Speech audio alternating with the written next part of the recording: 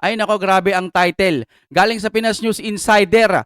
Bilis ng karma, sobrang kahihiyan ang inabot ni Abante. Oh, what is this? Sa biglaang utos ng korte sa Kamara Comelec.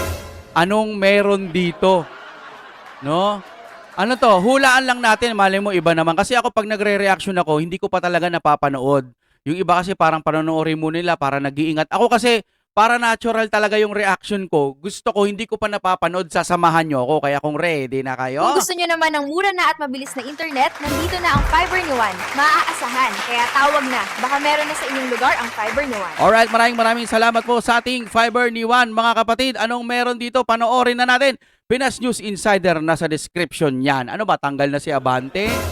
Disqualified na siya or may nangyaring iba pa? Panoorin natin mga kapatid. Ito ang balita ngayon. Trending at pinag-uusapan ngayon sa mundo ng social media. Ang di umano'y balitang tila digital talaga ang karma. At sadyang ang lahat ay may hangganan na kahit anong pilit niyong pagtakpan ng katotohanan para lang makuha at malagay sa posisyon ay sadyang hindi talaga mananaig ang kasinungalingan laban sa katotohanan. Matapos pinawalang bisa umano ng Comelec ang Certificate of Candidacy ang binoto ng taong bayan at nanalo sana sa pagka-Manila 6th District Representative na walang iba kundi si Joey Chuaoy na kilalang inendorso ni Vice President Sara Duterte noong araw ng halalan. Ngunit laking gulat ng taong bayan matapos idiniklara ng Comelec na nanalo ay si Benny Abante. Yun nga, di ba?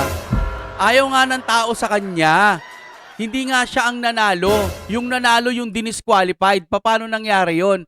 Sana hindi na lang kayo nag-disqualified nung tatakbo pa lang, tinignan nyo kung karapat dapat o hindi. Kaysa naman nanalo na, dinisqualified nyo pa. Diba? Yun lang ang sa akin. Oh. Kasi sir, diba, Comelec dapat alam na nila yung gagawin nila. Ay ito, tatakbo to bilang ganito, ganire. Hindi pwede kasi meron siyang mga violation. O kaya may ganito siya. Hindi yung kung kailan nanalo na, tsaka nyo ngayon hahanapan ng butas para lang, ito may violation to. Ay, di ba? Yun lang ho ang sa atin. Kaya hindi ho naman talaga nanalo si Sir Abante. Shoutout po Sir Abante. Wala ho tayong galit dito ha. Ang sa atin lang, majority po ng lugar ninyo, gusto yung isa, hindi po kayo. Kaya bilang pagkatao na lang, sana hindi nyo na lang tinanggap na, hindi naman ako nanalo, ayoko rin. Sana ganun ano. Kaso tinanggap niya Kapangyarihan di ba? Siguro. Pero sa akin, ako halimbawa, disqualified yung kalaban mo, ikaw na lang. Hindi, ayoko po. Hindi ako karapat dapat dyan. Dapat ganun Kumbaga magkusa ka sa sarili mo kaso tinanggap niya, no? Ako, ayoko ng ganun. Gusto yung gusto ng tao, di yun, di ba, no?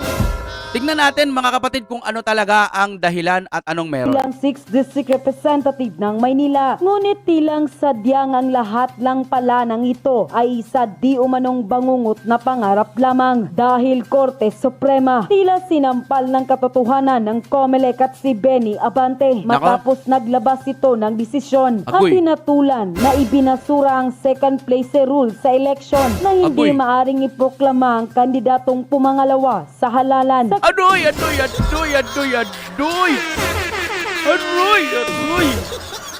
Base yung sa ating opinyon at reaksyon, halimbawa, yung nanalo, sino ba yan? Si Choi o Chua, ano ba ko? Nakalimutan ko ng pangalan. Tapos si Abante, pag na-disqualify tong isa, hindi pala pwede yung pangalawa. Di ba? Kailangan yun pa rin. So, ano ngayon ang gagawin? Dapat magkaroon po ng action, di ba? Kasi hindi pala pwede. Ano ngayon si Abante? Paano na? Tingnan natin Sakaling na-disqualifika o mawala ng bisa ang kandidatura ng nanalong kandidato. Gaano kaya katotoo ang balitang ito mga kababayan? Ating alamin. Pero bago ang lahat, kung bago ka pa lamang sa aming channel. So aalamin pa natin ngayon mga kaibigan. So ito pa lang yung balitang mainit-init na pinag-uusapan. Okay? Lalo sa lahat pa ng bagong video na i-upload namin. Alright. At ito na nga mga kababayan, mukhang karma na di umano ang inabot at hindi na tuluyang makakaabante pa si Benny Abante. Agoy. Matapos idiniklara ng COMELEC siya ang nanalo sa 2025 midterm election. So, ibig sabihin, kaya nanalo si Abante dahil pinanalo ng COMELEC. Yun lang yun. Hindi siya gusto ng taong bayan nila. Okay. Dahil nga sa kadahilan ng umano na na-disqualify ang first placer na si Chua Uy na kanyang Chua Uy. katunggali. Ngunit ilang araw pa lamang ng kanyang pagyayabang sa social media ay tila agad-agad binawi ng Korte Suprema Agoy. na hindi na maaaring ideklara ang second placer na nanalo kung ma-disqualify man ang first placer Okay. kung noon ay pipwede. Pero ngayon ay binago na ito ng Korte Suprema. Okay. Ayon pa sa post online, Supreme Court strikes down second placer rule. The Supreme Court in Bank has abandoned the second placer rule as it held that there is no legal basis for proclaiming the second placer in election when the winning local elective official is disqualified or ineligible. Instead, the rules on succession in cases of permanent vacancy as stipulated in the local government code shall be applied. So, ibig sabihin, hindi alam to ng COMELEC. Nagtatanong lang po dapat aware sila na, ay, may nakasulat na pala na binago na kasi. Kaya hindi pwede. Eh, bakit pinroklama pa rin? Diba? Anong meron? Bawal pala. Ngayon, ang tanong dyan, makakasuhan ba ang COMELEC? Pag nagkamali ang COMELEC, yan, nakakita tayo, nagkamali. Ano bang pwedeng gawin sa kanila ngayon? Ang lagay lang ba ang ordinaryong mamamayang Pilipino pwedeng magkamali tapos pag nagkamali sila paparusahan. Eh paano naman yung mga nasa COMELEC o yung mga ibang mga matataas na mga nakaupo sa kung saan dyan sa gobyerno, magre-resign lang o kaya lipat ng ibang destino, mga ganun. Dapat kasuhan din. Yun lang ang opinion natin dyan. Kasi lugi naman yung mamamayang Pilipino. Puri mo, nagnakaw ka ng bilyon-bilyon tapos biglang suspindi ka lang o kaya magre-resign ka tapos na. Dapat ipakulong. O ngayon dito sa mga matataas, di ba? Ang hirap kasi kapag ka nagnakaw ka ng kamatis, pwede kang makulong.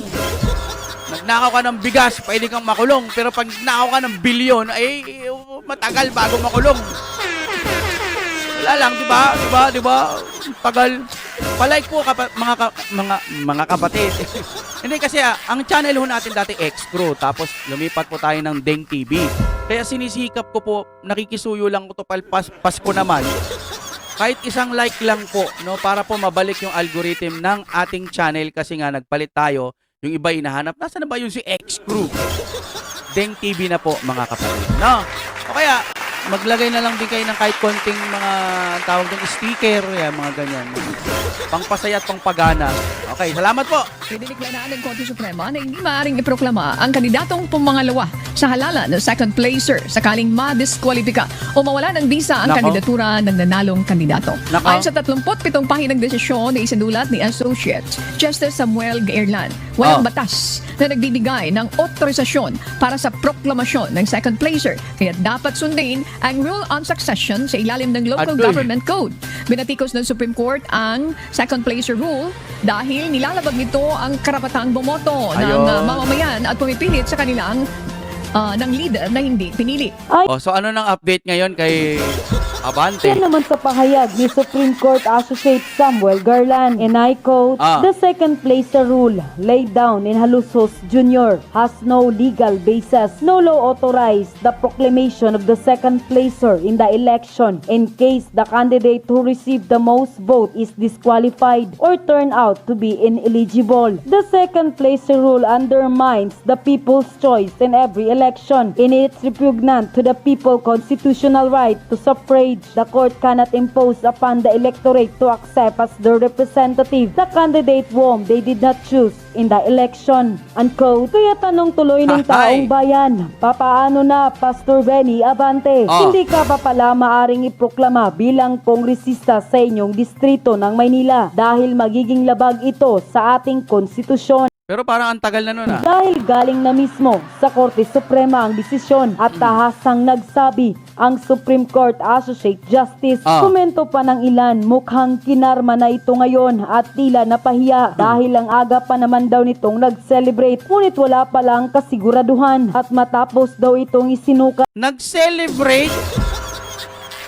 Hindi ka na nga nanalo, bawal na nga ang pagproklama sa'yo, labag na sa konstitusyon, tapos nag-celebrate?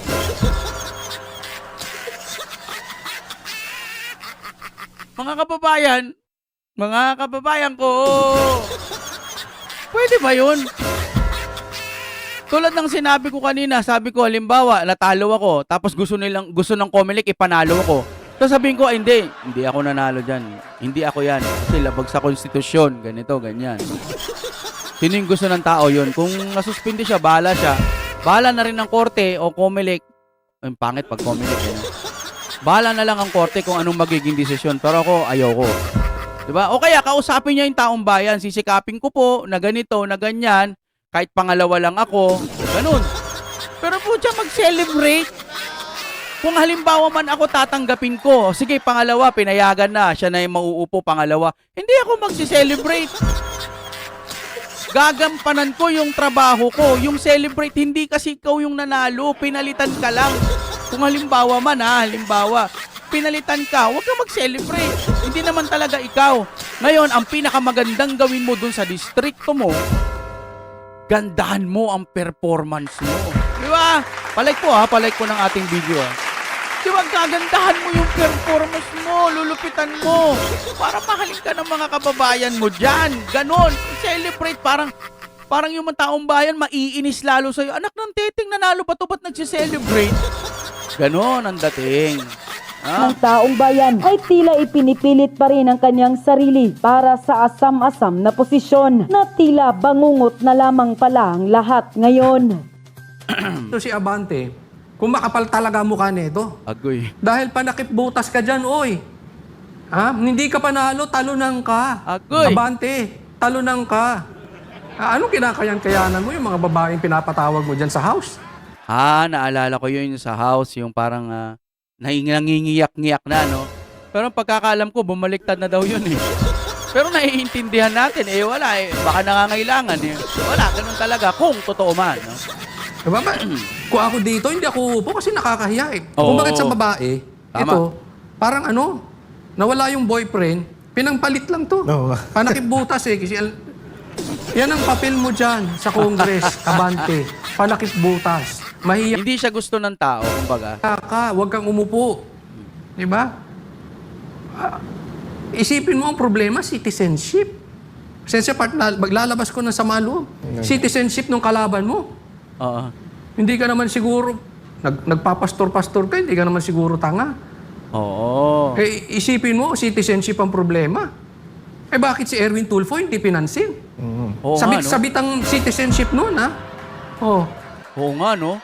Di ba? Anong nangyari? Decided na yun. Ito, haka-haka pa lang. May problema citizenship. Mahiya ka, Abante. Huwag kang magpaka-ano-ano dyan. Kayo din, Garcia. Yung nangyari kay Abante, Naku. talo na, nanalo pa. Galing, ano? Ibang klase talaga ang mundo ngayon. Isipin mo yung panalo, hindi makaupo. Yung Duterte Youth Party List, 3 yun. 3 upuan sa Congress yun. Panalo. Kung hindi ako nagkakamali, nasa 2.3 million, tama ba? Oo. 2.3 million Panalo. ang boto nun. Hindi makakaupo. Hindi pinaupo. Samantalang to si Kumbaga, gusto ng taong bayan na maupo yung Duterte Youth. Pero, anong nangyari sa Comelec? No? Hinanapan ng kung ano-anong mga magic para hindi makaupo. Palibasa tayo, wala tayong alam sa batas. Hindi natin alam kung anong nangyari doon. Pero, ang ating pagkakaintindi, bakit di nyo pinaupo? Milyon-milyon ang nanalo pala eh. Dito natalo, tas pinaupo nyo. So, ibig sabihin yung Comelec ngayon, kayang mag-magic. Wow! Wow! Abante, talo, pero panalo. Baliktad. Kaya nga, Ngayon, kaya- kaya nga sabi ko sa inyo, ngayong panahon ni BBM, pag ikaw ay nakakulong, nakademanda, hinahabol ng batas, ikaw yung gumagawa ng tama. Pag ikaw ngayon namamayagpag, wala. Ibig sabihin nun, wala kang alam gawin sa buhay mo kung hindi sumipsip kay Tamba o kay Marcos. Ganyan lang eh. Ako nga minsan napapaisip, partner eh.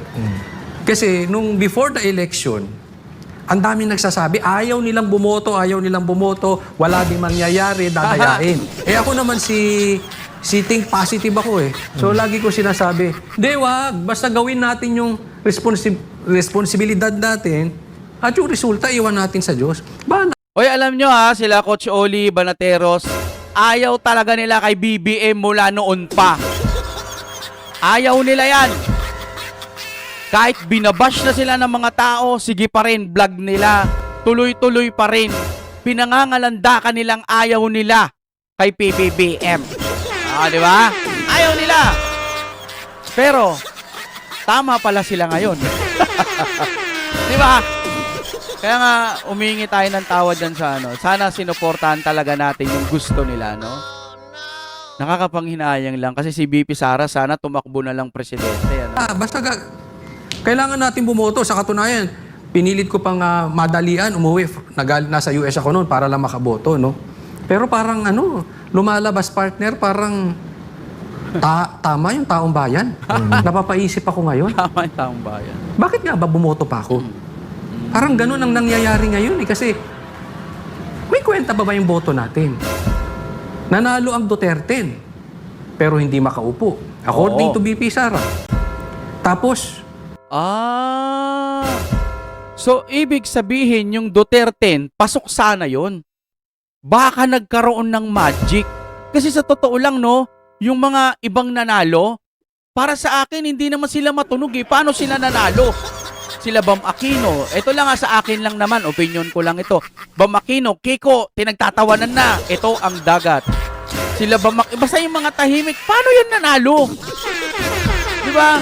Kaya nakakapagtaga, connect yung mga nangyayari. May nanalo, pero talo. May natalo, pero pinanalo.